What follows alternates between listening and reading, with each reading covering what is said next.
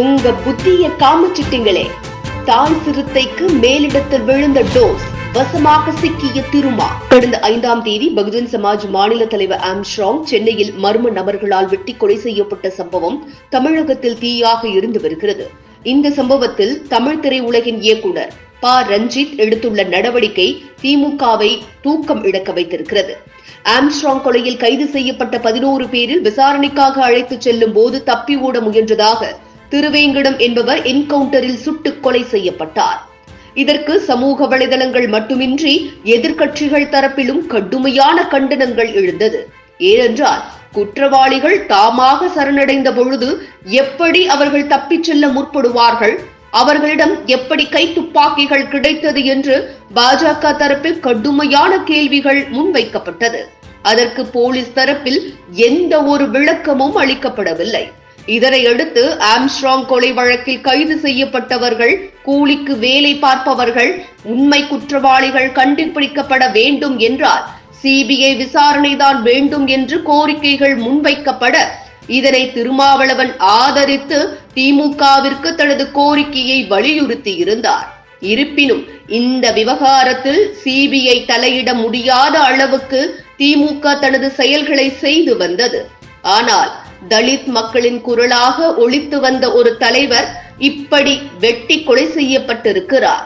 இதன் மூலம் எங்களுக்கு என்ன பாதுகாப்பு இருக்கிறது என்று தலித் மக்களின் குரலாக ப. ரஞ்சித் பல கேள்விகளை எழுப்பத் தொடங்கினார். அதிலும் குறிப்பாக திமுக ஆட்சி குறித்தும் திமுக கட்சி குறித்தும் தனது ஆதங்கத்தை சமூக வலைதளங்களில் பதிவிட்டிருந்தார்.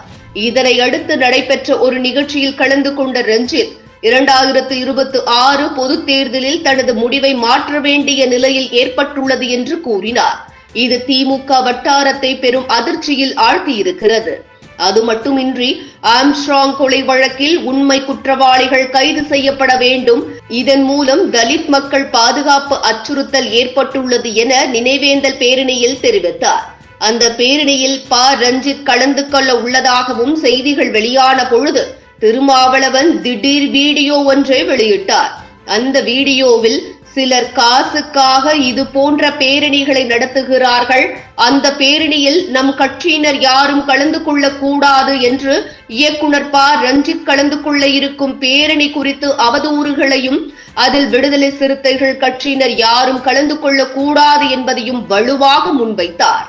இந்த வீடியோ பெருமளவில் பரபரப்புக்கானது. இருப்பினும் அதை கண்டுகொள்ளாமல் ரஞ்சித் அந்த பேரணிகளை தலைமையேற்று நடத்தி முடித்தார். மேலும் நீங்கள் எங்களை பயமுறுத்தலாம், உங்கள் கட்சியில் சேர்ந்த எம்எல்ஏக்கள் ஜெயித்த அடிமைகள் நாங்கள் கிடையாது, அதை புரிந்து கொள்ள வேண்டும். சென்னை ஒரு மேயர் இருக்கிறார், திமுகவில் இருப்பதால் அந்த அம்மா மேயர் கிடையாது. இடஒதுக்கீடு என்ற வார்த்தையினால் அவர் மேயராக்கப்பட்டார். அம்பேத்கர் வாங்கி கொடுத்த இடஒதுக்கீட்டு சட்டத்தின் அடிப்படையில் தான் உங்கள் அனைவருக்கும் பதவி கிடைத்தது. எத்தனை பட்டியலில் எம்எல்ஏக்கள் எம்பிக்கள் இருக்கிறார்கள், அவர்கள் ஏன் ஆம்ஸ்ட்ராங் மரணத்தை வந்து பார்க்கவில்லை? அப்படி என்ன உங்களுக்கு பயம்? நீங்கள் ஒன்று திரள முடியாதா? உங்களை கட்சி கட்டுப்படுத்துகிறதா என்று திமுகவின் கட்சியின் பட்டியலில் எம்எல்ஏ எம்பிக்களாக உள்ளவர்களிடம் கடுமையான கேள்விகளை எழுப்ப, திருமாவளவனையே எங்களுக்கு எதிராக திருப்புகிறீர்கள் என்று திமுகவின் ஸ்கெட்சை கணித்து பதிலடி கொடுத்தார் ப. ரஞ்சித். இது திமுகவை ஆட்டம் காண வைத்திருக்கிறது. மேலும் இந்த பேரணி பிரம்மாண்டமாக நடந்ததற்கு திருமாவளவனுக்கு அறிவாலய தரப்பில் இருந்தும் கடிந்து கொண்டதாகவும் கூறப்படுகிறது. இதுபோன்று முக்கிய நிகழ்வுகள், அரசியல் தகவல்களை ஆழமாகவும் மாறுபட்ட கோணத்திலும் அறிந்து கொள்ள மறக்காமல் உங்கள் IND தமிழ் 24x7 பக்கத்தை பின்பற்றிக் கொள்ளவும். உங்கள் ஒவ்வொரு ஆதரவும் இதுபோன்று பல நிகழ்வுகளின் பின்னணியை அறிய உதவும்.